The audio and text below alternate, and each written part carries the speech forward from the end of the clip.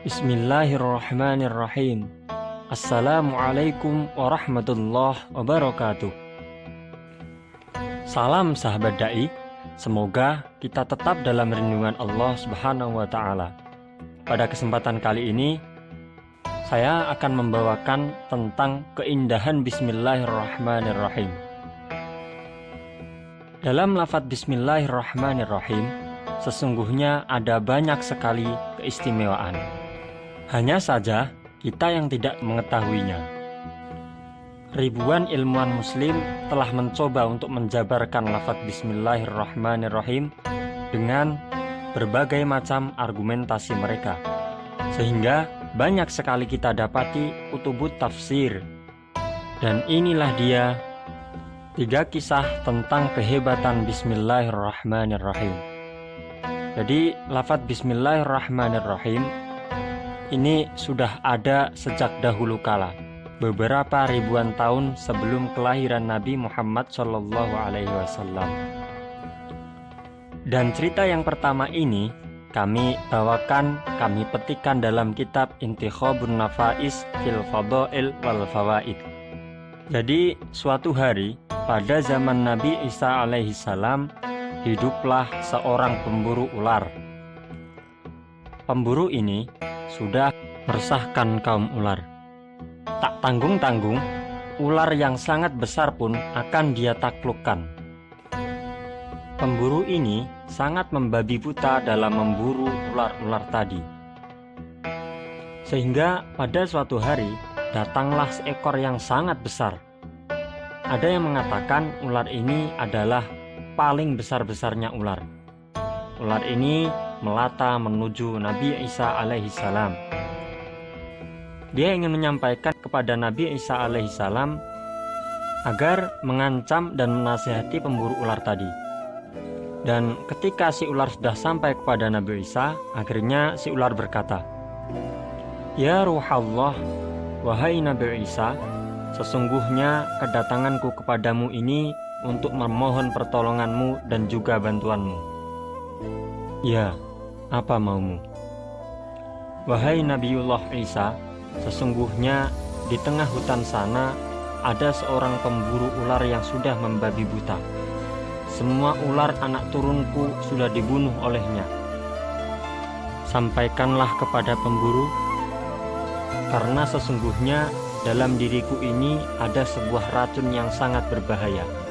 Hanya dengan 1 tetes saja seseorang yang terkena bisa dan racunku ini, pastikan dia akan meninggal seketika. Jadi sampaikanlah ancamanku ini kepada pemburu tadi." Mendengar ucapan ular yang besar ini, akhirnya Nabiullah Isa bergegas menuju ke tengah hutan. Kesana kemari, beliau Nabi Isa menyusuri lebatnya hutan untuk menemui sang pemburu ular. Tanpa berpanjang lebar, akhirnya Nabi Isa alaihissalam menyampaikan nasihat dan ancaman seperti yang dikatakan oleh ular tadi, bahwa si ular itu mempunyai bisa yang sangat berbahaya, yang hanya dengan sedikit saja seseorang yang terkena upas tadi, dipastikan orang tadi bisa meninggal dunia. Alhasil, setelah Nabi Isa alaihissalam menyampaikan ancamannya, pulanglah dia ke rumahnya. Singkat cerita, pada suatu ketika Nabi Isa alaihissalam berjalan menyusuri hutan. Alangkah kagetnya beliau bertemu dengan si pemburu yang dulu pernah dinasihati oleh beliau Nabi Isa alaihissalam. Dan tampaknya si pemburu tadi membawa ular yang sangat besar yang dia kantongi di belakang punggungnya. Sehingga Nabi Isa pun bertanya kepada pemburu tadi, "Wahai pemburu, apa yang kau bawa itu?" "Ya Ruhallah, aku ini membawa ular yang sangat besar." Spontan saja Nabi Isa bingung. Bertanyalah Nabi Isa, "Bagaimana mungkin kau bisa mendapatkan ular ini?" Seraya berucap, Nabi Isa alaihissalam melihat dan memastikan ucapan si pemburu ular. Setelah dibuka, ternyata ular yang ada dalam karung itu merupakan ular yang dulu pernah mengadu kepada Nabi Isa alaihissalam. Karena si ular malu, akhirnya dia menyembunyikan kepalanya di bawah badannya. Ular itu berkata, "Ya Ruhallah, wahai Nabi Isa, tidaklah aku tertangkap ini karena aku berbohong kepadamu bahwasannya aku mempunyai bisa yang sangat berbahaya. Bisaku ini memang sangat berbahaya, seperti yang pernah kuceritakan kepadamu dulu. Setetes bisaku ini bisa membunuh satu orang dengan seketika. Bukan juga karena si pemburu ini kebal, kuat terhadap racun yang telah kucurkan kepadanya. Hanya saja dia melantunkan Bismillahirrahmanirrahim. Sesungguhnya karena itulah sebanyak apapun bisa yang kutiupkan kepadanya, maka itu tidak akan berbahaya kepadanya. Ya, itu semua karena berkat bacaan Bismillahirrahmanirrahim yang telah dia baca." Subhanallah, sungguh cerita yang sangat indah. Cerita ini memberikan kesimpulan kepada kita bahwa Bismillahirrahmanirrahim tidak akan bisa dikalahkan oleh siapapun. Maka ketahuilah, sesungguhnya dalam cerita dan kisah itu terdapat sesuatu yang dapat kita ambil, pelajaran yang dapat kita petik, dan buah manis yang bisa kita dapat. Wallahu a'lamu bissawab. Oke, nastamir ke cerita yang kedua. Masih dalam kitab Intikhabun Nafais. Tidak banyak yang tahu bahwa dulu ketika Nabi Sulaiman alaihissalam memerintahkan Hudhud untuk menemui Bilqis. Ya, dia adalah seorang ratu yang amat cantik yang menyembah matahari. Dan kisah ini juga diceritakan oleh Al-Quran dalam surat An-Naml, tepatnya pada ayat yang ke-19. Jadi ketika Hudhud akan mengantarkan surat dari Nabi Sulaiman alaihissalam, Hudhud bertemu dengan sekawanan burung. Kemudian para burung bertanya kepada Hudhud, "Wahai Hudhud, kenapa kau pergi sendirian?" Hudhud menjawab, "Barang siapa yang membaca Bismillahirrahmanirrahim, barang siapa yang membaca asma Allah, maka dia akan dijauhkan dari mara bahaya." Kemudian setelah ini, akhirnya Hudhud terbang tinggi menuju ke istana Bilqis. Tapi apa yang terjadi? Di tengah jalan, ketika Hudhud sedang terbang, dia bertemu dengan para pemburu burung. Dan para pemburu itu menembak Hudhud dengan senjata mereka. Subhanallah, tetapi apa yang terjadi? Tidak satupun dari peluru yang mereka tembakkan bisa mengenai tubuh dari burung Hudhud. Hudhud pun bisa selamat dan sampailah dia ke tujuannya. Walhasil, ketika surat sudah berada di tangan Ratu Bilqis dan si ratu ingin membukanya, maka Allah mengetuk hati Bilqis. Karena dalam surat itu tertera lafaz Bismillahirrahmanirrahim. Maha besar Allah dengan segala keagungannya. Ayat-ayat indah yang dibacakan, bunyi ayatnya adalah Bismillahirrahmanirrahim.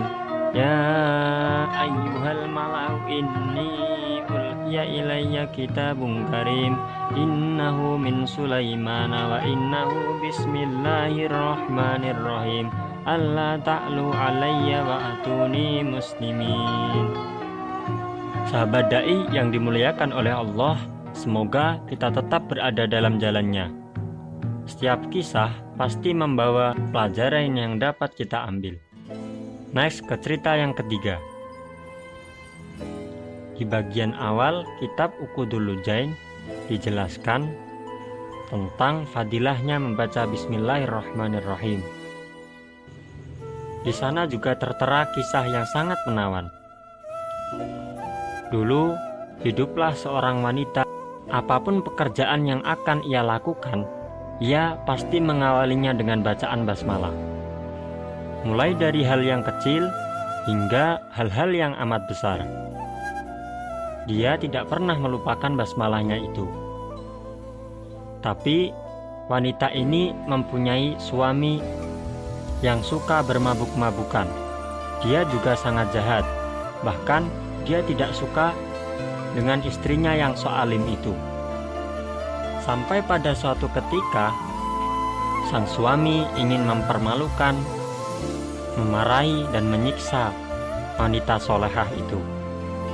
Maka muncullah akal jahat dari otak penjahat ini. Penjahat yang merupakan suami dari si solehah ini.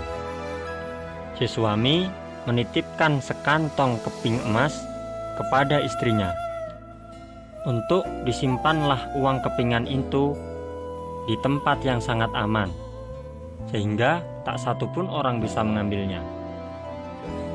Seperti biasanya, wanita ini meletakkan kepingan emas tersebut dengan bacaan Bismillahirrahmanirrahim. Kemudian dia menutup lemarinya dengan rapat-rapat. Pada waktu yang sepi, akhirnya sang suami mengambil uang kepingan tadi dan membuangnya di dalam sumur. Suami bertujuan untuk dapat memarahi istrinya dengan alasan yang kuat.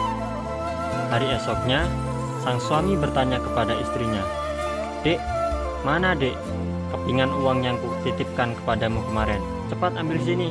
Dengan membaca bismillah, sang istri membuka almarinya dan dia mengambil titipan uang milik suaminya tanpa merasa kehilangan apapun.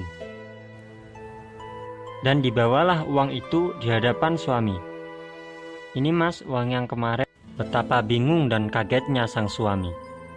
Uang yang kemarin telah dia buang di dalam sumur, kini berada di tempat semula.